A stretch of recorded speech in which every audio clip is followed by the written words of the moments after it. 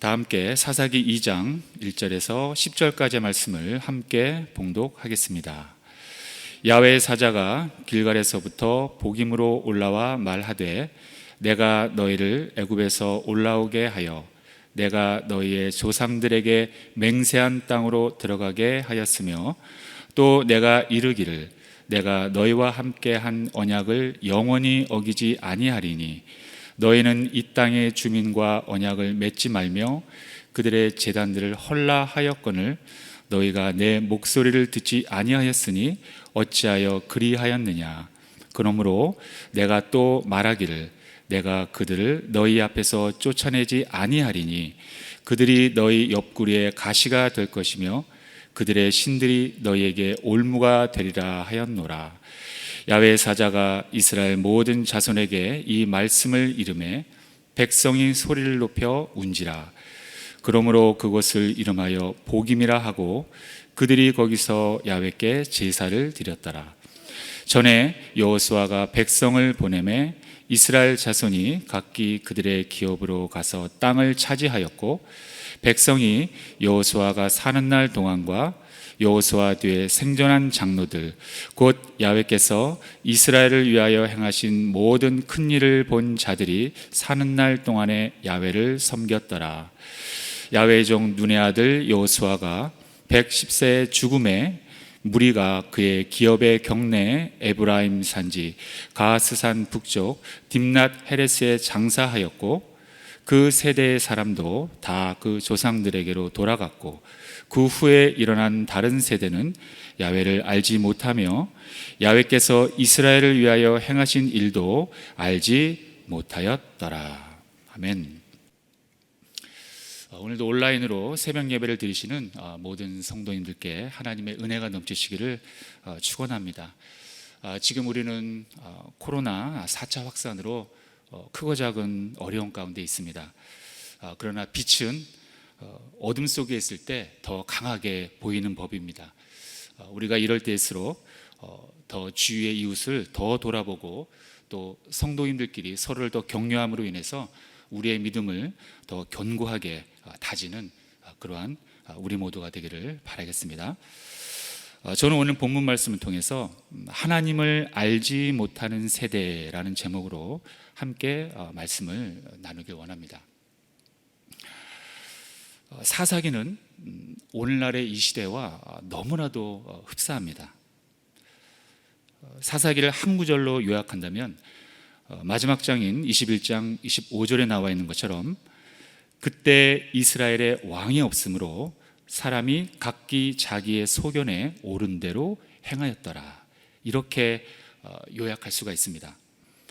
절대적인 통치자가 없기 때문에 백성들 각자 스스로가 결정하고 판단하여 마치 그것이 선이고 옳은 것인 양 믿고 살았다는 것입니다.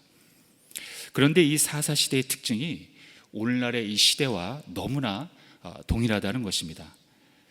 지금의 시대를 우리는 포스트 모더니즘 시대라고 말합니다. 이 포스트 모더니즘이라는 것은 참 다각적으로 설명을 해야 하지만 가장 중요한 특징은 진리의 상대주의라는 것입니다. 이것은 무슨 말이냐 하면 절대적인 진리는 없고 모든 가치를 상대적인 것으로 보는 그러한 가치관을 말하는 것입니다. 마치 사사기 시대에 절대적 왕이 없기 때문에 백성들 스스로가 왕이 되고 스스로가 정한 선과 악이 기준이 되어 살았던 것과 동일한 것입니다. 모든 진리는 상대적인 것이기 때문에 내가 믿는 것이 진리가 되고 선과 악의 기준도 내가 결정한다는 것입니다. 또한 상대방에게 나의 진리를 강요하면 안 된다는 것입니다. 이것이 포스트 모더니즘, 즉 현재 우리 시대의 특징이라는 것입니다. 포스트 모더니즘을 지향하는 이러한 사람들은 정말 이러한 사상이야말로, 이러한 사조야말로 인간이 가지고 있는 모든 억압 가운데서 해방되고 진정한 자유와 행복을 준다고 아주 오래전부터 주장해 왔습니다. 그런데 지금 이 결과는 어떻게 됐습니까? 우린 지금 갈등 없이 정말 평안하게 살고 있습니까? 아닙니다. 오히려 시간이 더 흘러갈수록 사회의 모든 계층 가운데 갈등이 더 심화되고 있습니다. 그리고 인간의 탐욕과 부정부패, 가난, 또 빈부격차, 물질 만능주의, 실업 문제, 환경 문제, 이러한 문제들이 오히려 시간이 지날수록 더 강해지고 더 심화돼서 우린 더 과거보다 오염된 세상에서 살고 있는 것입니다.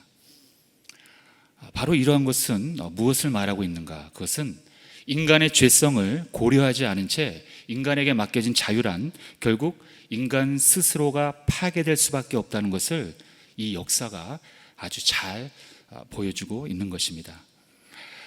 사사기는 이렇게 하나님을 외면한 인간의 처참함을 볼 수 있는 그야말로 가슴 아픈 성경입니다. 우리 모두가 이번 사사기를 묵상함으로 인해서 내 자신을 성찰하고 하나님께 더 깊숙이 나아가시는 여러분들 되시길 바라겠습니다. 오늘 읽은 사사기 2장 1절에서 10절까지의 내용은 크게 두 가지로 요약할 수 있습니다. 그리고 이 두 가지의 내용은 이스라엘 백성들이 그야말로 잘못된 길을 가고 있는 그러한 아주 중요한 근본적인 이유를 말하고 있는 것입니다. 첫 번째는 불순종을 책망하는 하나님의 사자가 등장합니다. 먼저 하나님의 사자가 나타나서 백성들을 꾸짖고 있는 장면이 나타납니다. 내용은 간단합니다. 하나님의 말씀에 순종하지 않았다는 내용입니다. 이스라엘 각 지파는 그 분배받은 땅에 남아있는 가나안 족속을 진멸해야 하는 그러한 사명이 있었던 사람들이었습니다. 하나님의 명령은 가나안 족속을 모두 남김없이 모두 진멸하는 것이었습니다. 가나안 지역에 들어가면 가나안 7족속과 싸워서 그들을 진멸해야 한다는 그 명령이 이미 있었습니다.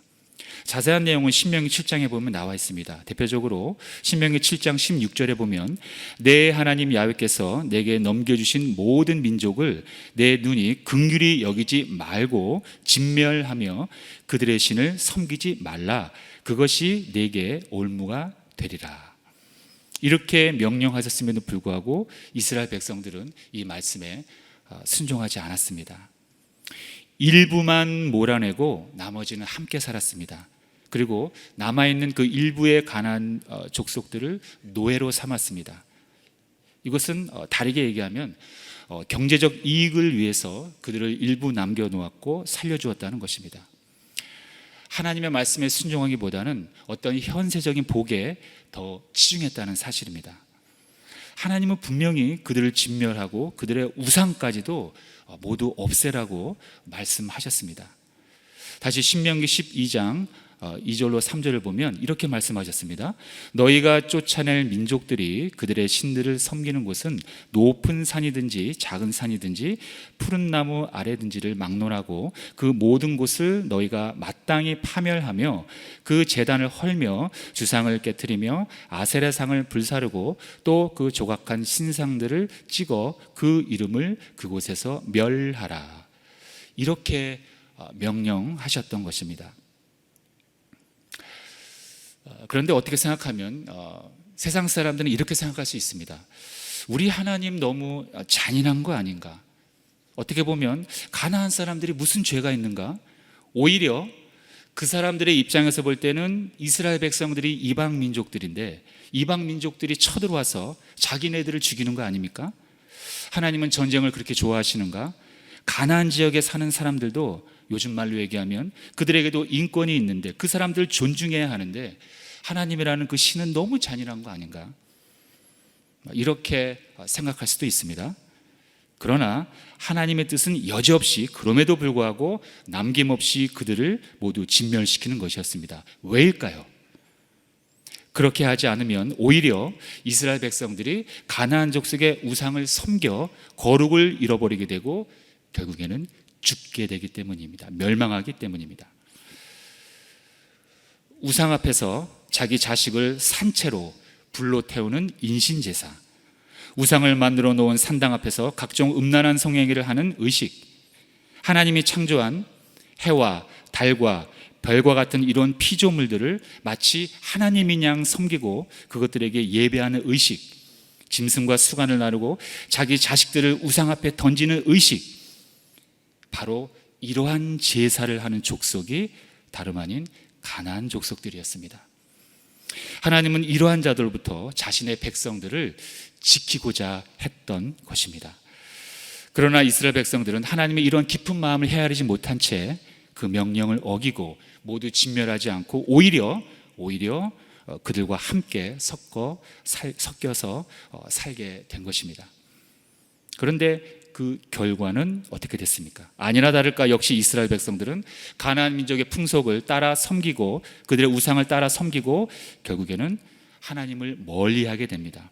그리고 결국 죄와 타협하게 됩니다. 하나님의 말씀을 쉽게 생각한 것입니다. 그리고 자기가 정한 선과 악을 따르고 자기의 소견대로 자기의 기준대로 행동을 했기 때문에 벌어진 결과입니다. 그런데 성경을 보니까 이쯤 되면은 하나님께서 나타나셔서 가나안 족속들을 물리쳐 주셔야 되는 거 아닌가요? 그런데 오늘 본문에 보니까 하나님께서는 가나안 주민을 쫓아 주시지 않겠다고 말씀하십니다. 오히려 가나안 족속들이 이스라엘 백성들에게 옆구리에 가시가 되고 그들의 그 우상들이 너희들에게 덫이, 즉 올무가 될 것이라는 그러한 저주의 말씀을 하십니다. 한마디로 얘기하면 하나님이 이제는 도와주시지 않겠다는 것입니다.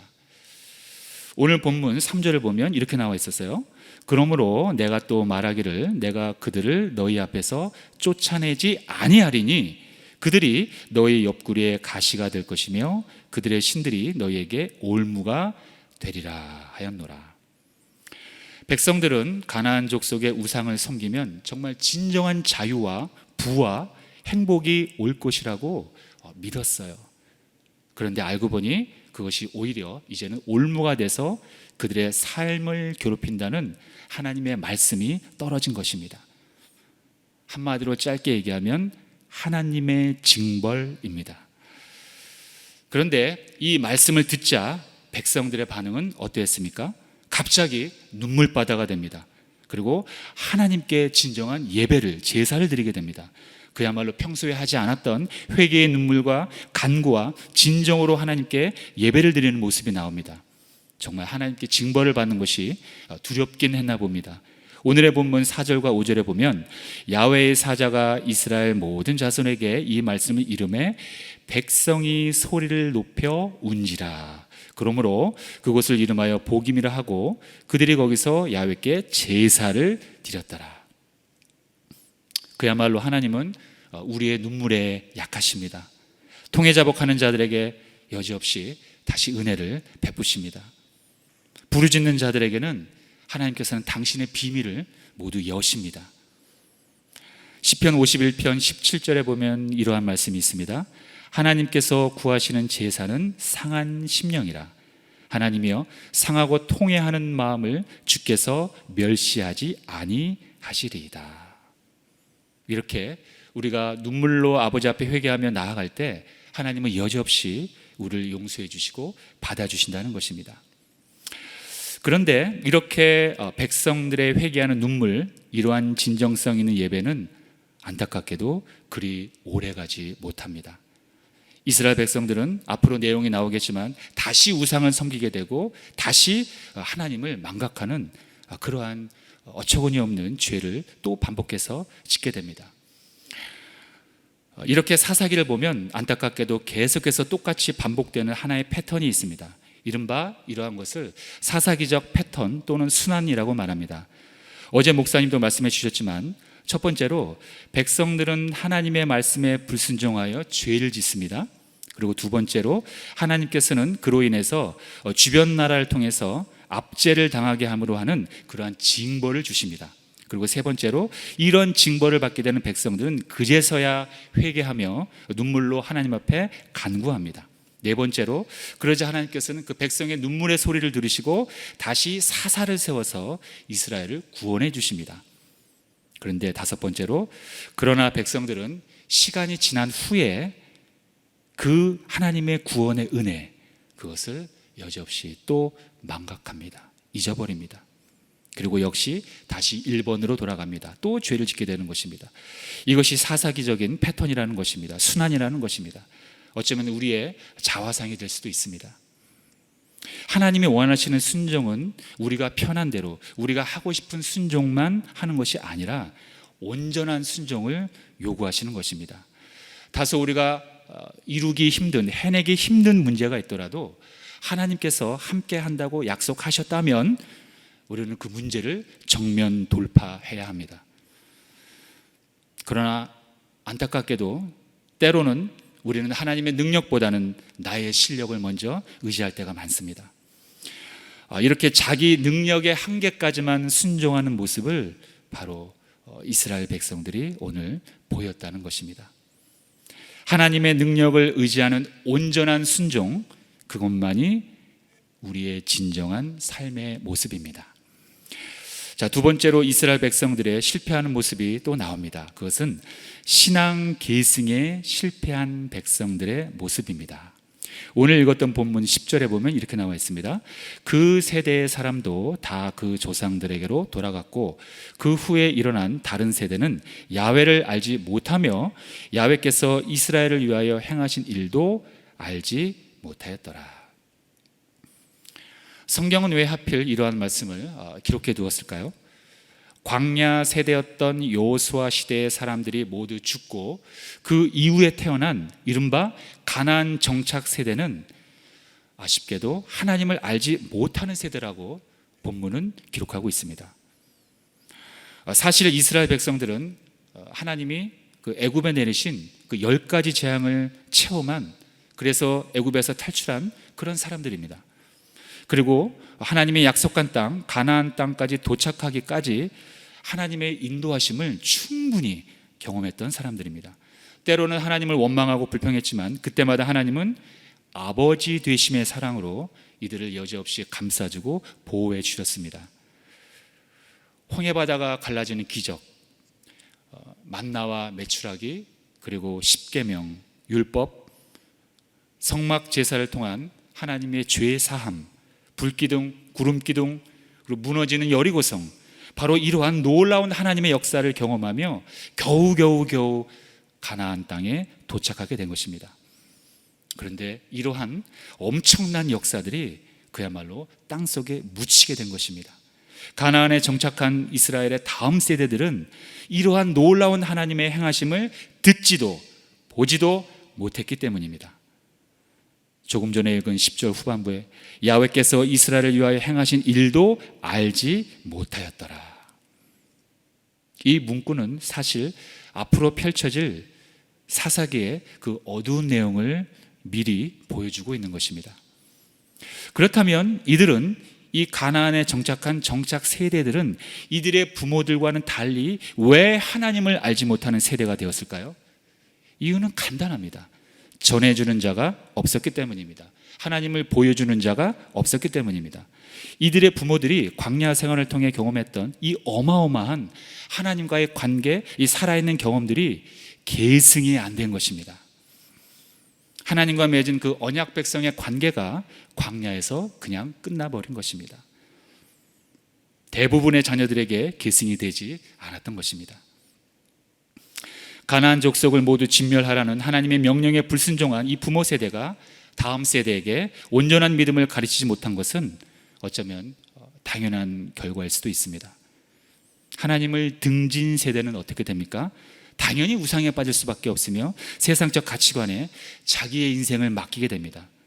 그리고 결론은 죄와 타협하게 됩니다. 여러분들의 가정은 어떻습니까? 여러분들의 신앙이 자손들에게 현재 계승되고 있습니까? 우리의 선교는 수평적으로 이웃과 해외로 퍼져나가는 그러한 선교입니다.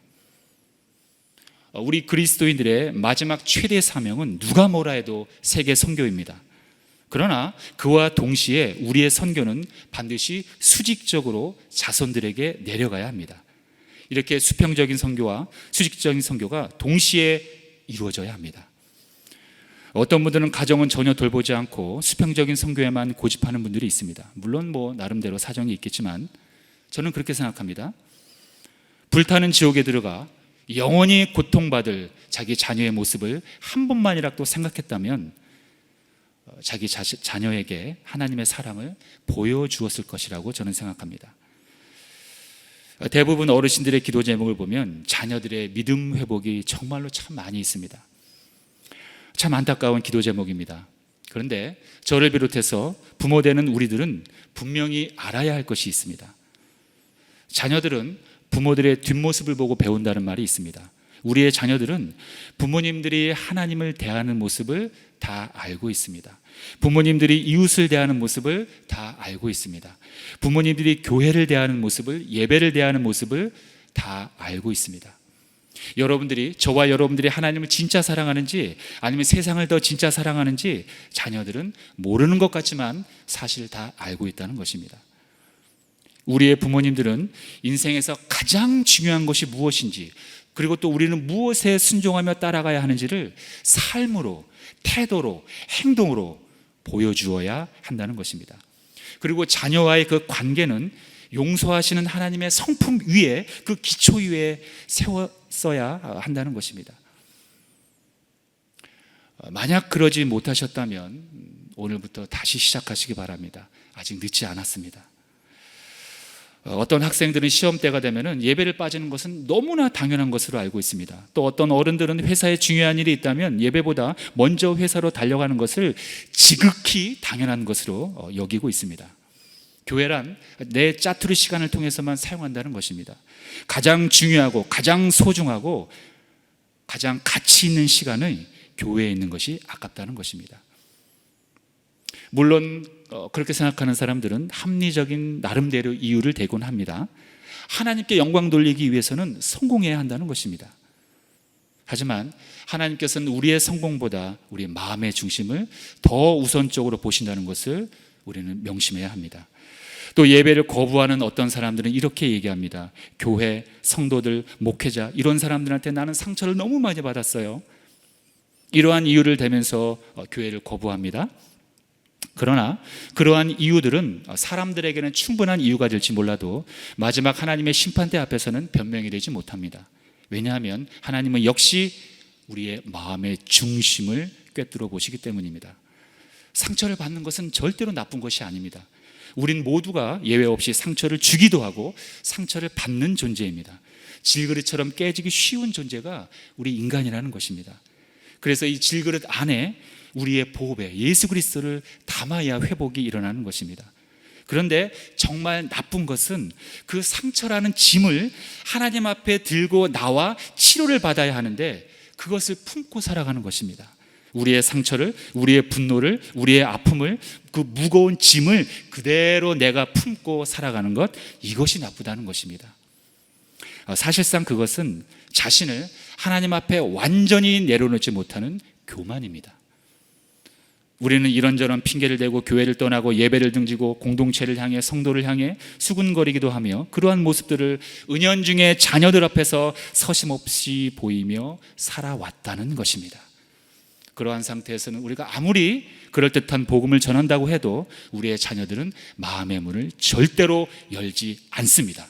왜냐하면 부모님들의 모습 속에서 하나님을 발견하지 못했기 때문입니다. 인생의 모든 어려움들은 하나님을 모르는 데서 출발합니다. 이 사실을 우린 자녀들에게 가르쳐야 합니다. 하나님의 말씀을 죽기까지 순종하기보단 하나의 옵션으로 선택했던 이스라엘 백성들은 결국 어떻게 됩니까? 우상을 섬기는 죄에 빠지게 되고 타락과 파멸의 길을 스스로 선택해서 걷게 됩니다. 하나님의 말씀은 그냥 쉽게 순종이 되어지는 것은 물론 아닙니다. 죽기까지 순종하겠다는 그 결단이 있어야 합니다. 선택이 있어야 합니다. 왜 죽기까지 순종해야 합니까? 그냥 내가 하는 데까지만, 그냥 내가 하고 싶은 데까지만, 일부만 이스라엘 백성들이 마치 하나님의 말씀을 어기고 가나안 족속을 다 진멸하지 않고 일부를 남겨두고 함께 살아갔던 것처럼 그냥 내가 하고 싶은 대로까지 거기까지만 순종하면 될 것이지 왜 우리는 온전히 죽기까지 순종해야 합니까? 그것은 바로 우리보다 먼저 그렇게 하신 분이 계시기 때문입니다. 바로 십자가로 죽기까지 순종하신 예수님 때문입니다. 주님은 우리의 모범이요 우리가 이루어야 할 신앙의 모델입니다. 예수님께서도 하나님께 순종하기로 선택하셨기 때문에 그 무거운 십자가를 지셨던 것입니다. 그리고 그것은 저주가 아니라 바로 승리의 과정이었습니다. 우리는 이 암흑의 시대, 이 사사기를 반드시 기억해야 합니다. 왜냐하면 어쩌면 지금은 21세기의 사사시대일 수도 있습니다. 우리는 타산지석으로 삼아야 합니다.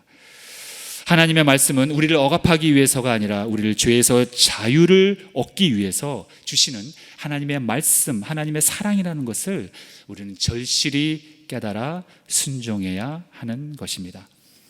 보이지 않는 마귀의 권세로 가득 찬 이 세상에서 우리가 승리할 수 있는 비결은 우리의 자아를 하나님의 그 말씀이라는 거울로 단 하루도 빠지지 않고 끊임없이 성찰하는 것입니다.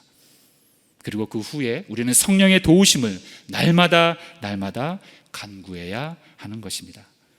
그렇게 할 때 우리는 이 사사기적 패턴에서 빠져나올 수 있으며 하나님을 모르는 세대에서 하나님을 알고 하나님께 진정성 있는 그 예배를 드리는 다시 회복되는 예배하는 세대로 거듭날 수 있는 것입니다. 저와 여러분들 우리 모두가 그리고 우리의 자녀들이 바로 이러한 세대가 되기를 주님의 이름으로 축원드립니다. 기도하겠습니다. 하나님 아버지 감사합니다. 오늘도 귀한 말씀을 통해서 우리의 심령을 깨웠습니다. 하나님, 사사시대의 이스라엘 백성들은 하나님의 말씀을 완전히 순종하지 못하고 자신들의 생각에 따라 일부만 순종했습니다. 그러함으로 하나님께 책망을 듣고 어려운 일을 당했습니다. 하나님, 우리가 진정 하나님의 놀라운 역사를 경험했기에 더욱더 하나님을 깊이 알고 하나님을 예배하는 세대가 되게 하여 주시옵소서. 우리의 자녀들에게 하나님의 놀라운 십자가의 사랑을 전하기 원합니다. 또 우리의 부모된 우리들이 먼저 삶으로 보여주길 원합니다. 하나님, 우리의 가정 모든 가정의 구성원들이 오직 하나님을 섬기고 예배하는 그러한 가정들이 되게 하여 주시옵소서. 오늘도 귀한 예물을 아버지 앞에 올려드립니다. 하나님, 예물 가운데 하나님께서 축복하여 주시고 하나님, 우리 분당교회가 더욱더 부흥하는 그러한 교회가 될 수 있도록 아버지 하나님 역사하여 주시옵소서. 예수님의 이름으로 기도하옵나이다. 아멘. 하늘에 계신 우리 아버지여, 이름이 거룩히 여김을 받으시오며 나라가 임하시오며 뜻이 하늘에서 이루어진 것 같이 땅에서도 이루어지이다. 오늘 우리에게 일용할 양식을 주시옵고 우리가 우리에게 죄 지은 자를 사하여 준 것 같이 우리 죄를 사하여 주시옵고 우리를 시험에 들게 하지 마시옵고 다만 악에서 구하시옵소서. 나라와 권세와 영광이 아버지께 영원히 있사옵나이다. 아멘. 이제 기도하는 시간입니다. 나라와 민족을 위해서 기도하겠습니다. 그리고 황선욱 담임 목사님의 영권의 강건함과 또 우리 분당교회 부흥을 위해서 또 우리 선교사님들을 위해서 또 오늘도 가지고 나온 기도의 제목과 또 성령의 충만함을 받기 위해서 오늘 하루도 승리하게 해달라고 다 함께 주여 삼창 부르짖고 통성으로 기도하겠습니다. 주여, 주여, 주여.